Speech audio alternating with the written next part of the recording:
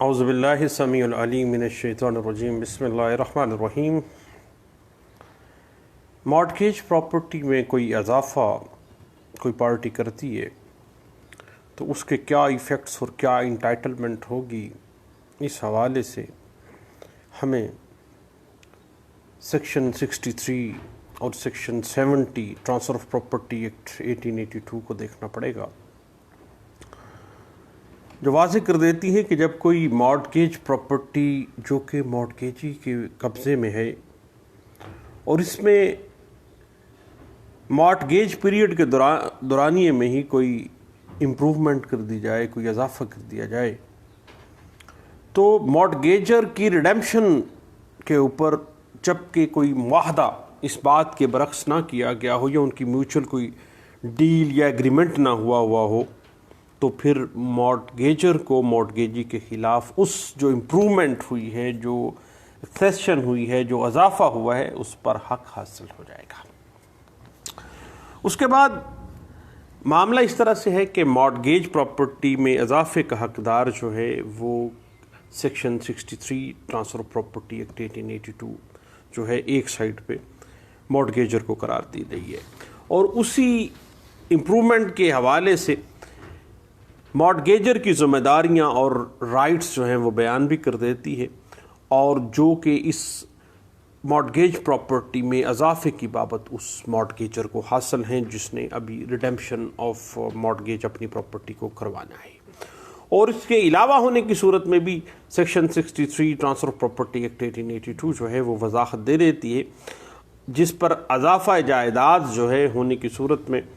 मॉर्टगेजर जो है वो लायबल है उस तरह से अमल करने का। अब ये एक सेटल्ड बात है ट्रांसफ़र ऑफ प्रॉपर्टी एक्ट 1882 में कि कुदरती तौर पर जो इजाफ़ा होगा वो हमेशा मॉर्टगेज मनी की अदायगी के बाद जायदाद का रिडेम्पशन होने पर जो मॉर्टगेजर है उस इजाफ़े का हकदार होगा। और अगर वो इजाफ़ा या वो इम्प्रूवमेंट जो कुदरती तौर पर हुई है मॉर्टगेजी की वजह से हुई है और मॉर्टगेजी का इस पर ख़र्चा भी हुआ है, तो इसी सूरत में मॉर्टगेजी को उस इजाफ़े पर उठने वाले तमाम अखराजात की अदायगी करके ही मॉर्टगेजर जो है वो अपना रिडेम्पशन करवा के अपनी मॉर्टगेज प्रॉपर्टी का कब्ज़ा वापस ले सकता है। अब हम देख लेते हैं डिफरेंट मूड्स क्या हैं इम्प्रूव्ड मॉर्टगेज प्रॉपर्टी को हासिल करने के। सबसे पहले आ जाता है कुदरती इजाफ़ा मॉर्टगेज प्रॉपर्टी में। याद रखिएगा कि कुदरती इजाफ़ा जो है वो मॉर्टगेज के अंदर जो इजाफ़ा है वो उस प्रॉपर्टी के अंदर ही इजाफ़ा जो है वो लिया जाएगा और इस प्रीपोजिशन में ये जो इजाफ़ा है ये रिडेम्पशन ऑफ मॉर्टगेज प्रॉपर्टी के ताबिया है। जब एक मॉर्टगेज प्रॉपर्टी के रकबे का तयन नहीं किया गया होता या बंदोबस्त के दरमियान उसमें इजाफ़ा पाया जाता है तो फिर बाद में रिडेम्पशन ऑफ मॉर्टगेज प्रॉपर्टी की सूरत में जो मॉर्टगेजर है उसको वो जो इजाफ़ा हुआ है, जो कुदरती तौर पर जो नेचुरल एक्सेशन हुई है, उसका हकदार करार दिया जाता है। यानी कुदरती तौर पर जब भी मॉर्टगेज प्रॉपर्टी में इजाफ़ा होगा, कोई इम्प्रूवमेंट होगी, तो फिर मॉर्टगेजर जो है वो रिडेम्पशन करवाने के बाद प्रॉपर्टी में उस इजाफ़े को भी मॉर्टगेज करवाने का हकदार हो, उस इजाफ़े को भी हासिल करने का, उस भी रिडेम्पशन साथ ही करवाने का हकदार होता है। और जिस तरह से फ़र्ज़ करें कि अगर मॉर्टगेज प्रॉपर्टी दरिया के किनारे वाक़या थी और दरिया का रास्ता बदल जाने की सूरत में अराज़ी में कुछ इजाफ़ा हो गया है, तो फिर मॉर्टगेजर जो है वो जब रिडेम्पशन करवाएगा अपनी प्रॉपर्टी की जो इजाफ़ा हो चुका है उसका भी वो हकदार होगा। अब वो ये मामला नहीं है कि वो जो मॉर्टगेजी है वो उसको उतनी ही प्रॉपर्टी वापस करेगा, बाकी की नहीं करेगा, बल्कि अगर मॉर्टगेजी का कोई ख़र्चा आया है तो वो रिडेम्पशन जब वो होगा तो फिर वो ख़र्चा भी जो है मॉर्टगेजर उसको पे करेगा। उसके बाद बाज़ औक़ात ऐसा होता है जो ऐसे इजाफ़ा हो जाता है या ऐसी इम्प्रूवमेंट हो जाती है मॉर्टगेज प्रॉपर्टी में जो अलग हो सकती है। यानी कुदरती तौर पर इजाफ़ा होने की सूरत में तो ये लाजमी है कि मॉर्टगेजर उसका मुआवजा अदा किए बगैर ही उसको हासिल करने का हकदार हो जाता है। अलबत्ता जो खर्चा कोई आया है थोड़ा बहुत उसका, तो वो उसको पे करना पड़ेगा। लेकिन अगर वो अजाफा मॉर्टगेजी के किसी फेल की वजह से हुआ है, जैसे मॉर्टगेजी ने कोई इमारत वगैरह की तामीर की है, कोई मशीनरी नस्ब की है, हुकूमा बनवाया है, तो फिर ऐसा अजाफा जिससे उस मॉर्टगेज प्रॉपर्टी की कीमत और मुनाफाखोरी बढ़ गए हैं, तो इस तरह के जो अजाफे हैं वो दो तरह के होते हैं। यानी वो ऐसा अजाफा है जो कि आसानी के साथ अलहदा किया जा सकता है, यानी मॉर्टगेजी रिडेम्पशन की सूरत में वापस ले जा सकता है। या फिर कुछ ऐसा मामला होता है, मसलन मशीनरी है तो वो पोर्टेबल है, जहाँ से मर्ज़ी वो मूव करके ले जा सकता है। लेकिन बाद अजाफे ऐसे होते हैं जो कि मूव नहीं किए जा सकते हैं। मसलन कोई इमारत बना दी है तो इमारत तो उठा के नहीं ले जा सकता। अब ऐसे अजाफा, ऐसी इम्प्रूवमेंट मॉर्टगेज प्रॉपर्टी पे जो कि आसानी के साथ अलग हो सकती है, अगर मॉर्टगेजी ने उस मॉर्टगेज प्रॉपर्टी पर कोई अजाफा किया है तो उसको हासिल है, हक है कि वो मॉर्टगेज प्रॉपर्टी की रिडेम्पशन के वक्त वो उस अजाफे को उस मॉर्टगेज प्रॉपर्टी से अलहदा कर ले और जायदाद पहली हालत पे करके तो मॉर्टगेजर को वापस करते, वो अपनी मशीनरी लेके चला जाए। अगर मॉर्टगेजर इस अजाफे को बरकरार रखना चाहता है तो फिर वो उस मशीनरी की कीमत जो है वो मॉर्टगेजी को अदा करेगा, और इस अजाफे पर उसको खर्चा भी जो भी आया है, इंस्टॉलेशन वगैरह का खर्चा, वो सारे खर्चे उसको मॉर्टगेजर ने मॉर्टगेजी को अदा करने हैं। उसके बाद याद रखिएगा कि मॉर्टगेजर को ये जो राइट है अजाफे को अवेल करने का,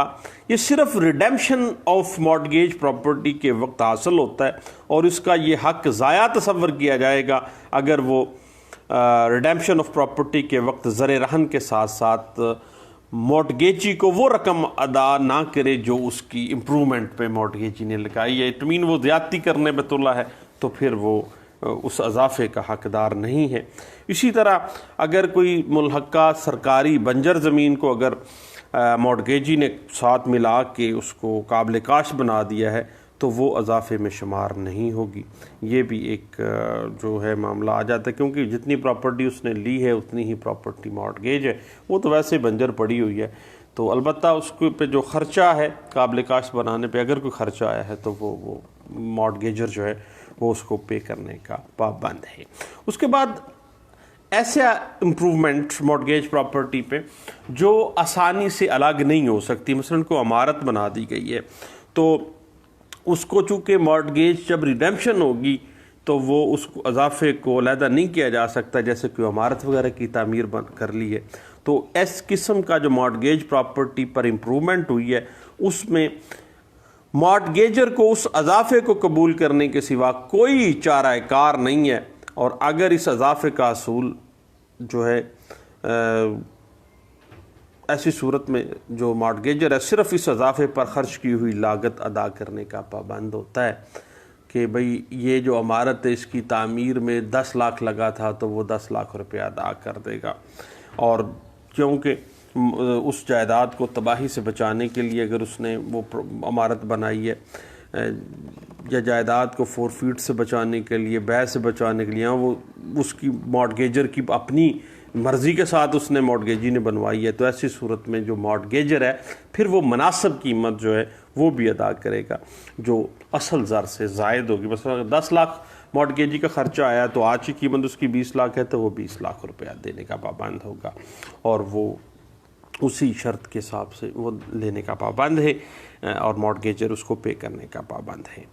तो याद रखिएगा कि अगर मॉर्टगेजी ने मॉर्टगेजर की मॉर्टगेज प्रॉपर्टी के ऊपर कोई फलदार दरख्त लगा दिए या उसकी वैल्यू बढ़ा दी है तो फिर भी ये इजाफा होगा और इसकी कीमत जो है मॉर्टगेजर मॉर्टगेजी को अदा करेगा। और अगर फ़र्ज़ करें कि मॉर्टगेजर जो है वो मॉर्टगेज करवाता है प्रॉपर्टी और मॉर्टगेजी वहाँ पर कुएँ की तामीर कर देता है, तो फिर भी चूँकि एक अच्छी इम्प्रूवमेंट हुई है, उसकी प्रॉपर्टी की वैल्यू भी बढ़ी है, तो फिर मॉर्टगेजर को बाकायदा तौर पर अब वो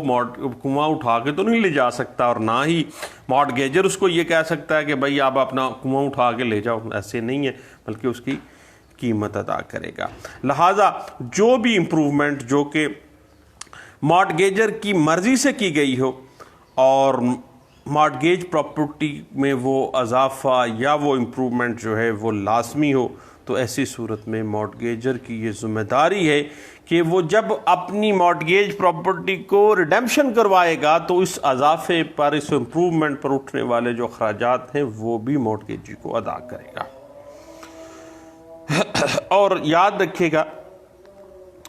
कि section 63 transfer of property act 1882 और section 70 transfer of property act 1882 जो है वो इसी मामले को वाज़े कर देती है। और